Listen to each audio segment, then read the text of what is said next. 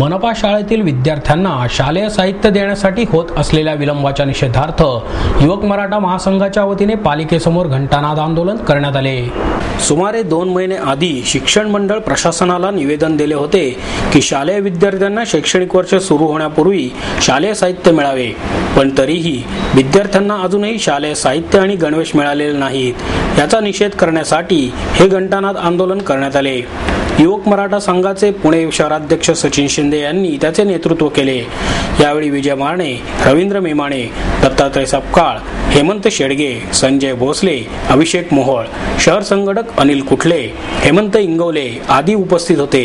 अजून वेळ गेली नाही, विद्यार्थ्यांना लवकरात लवकर गणवेश आणि शालेय साहित्य मिळावे, अन्यथा यापेक्षा उग्र आंदोलन करू असा इशारा युवक मराठा सेवा संघाचे शहराध्यक्ष सचिन शिंदे यांनी दिला। अखिल भारतीय युवक मराठा महासंघाच्या वतीनं दिनांक 24 एप्रिल रोजी प्रशासनाला जाहीर पत्रकाद्वारे इशारा दिला होता की जे गोरगरीब विद्यार्थी आहेत त्यांचे पालक हे मोलमजुरी करणारे आहेत, त्यांच्या कुठल्याही प्रकार संघटन नाही आहे, अशा असंघटित विद्यार्थ्यांच्या बाजूनं त्यांना न्याय मिळवून देण्याकरता आम्ही पहिला आंदोलन छेडण्याचा इशारा दिला। याचं कारण असं आहे की ते विद्यार्थ्यांचे पालक हे मोलमजुरी करणारे आहेत आणि त्यांना जर वह्या पुस्तक घ्यायची असतील तर ह्या महिन्यात एक पुस्तक घेतात, पुढच्या महिन्यात एक पुस्तक घ्यायला उजळतो। तर शासन जर त्याला अनुदान देत असेल तर शिक्षण मंडळ आणि महानगरपालिका यांच्या वादावादीमध्ये त्या विद्यार्थी शिक्षणाचं वाटोळं का करावं यांनी?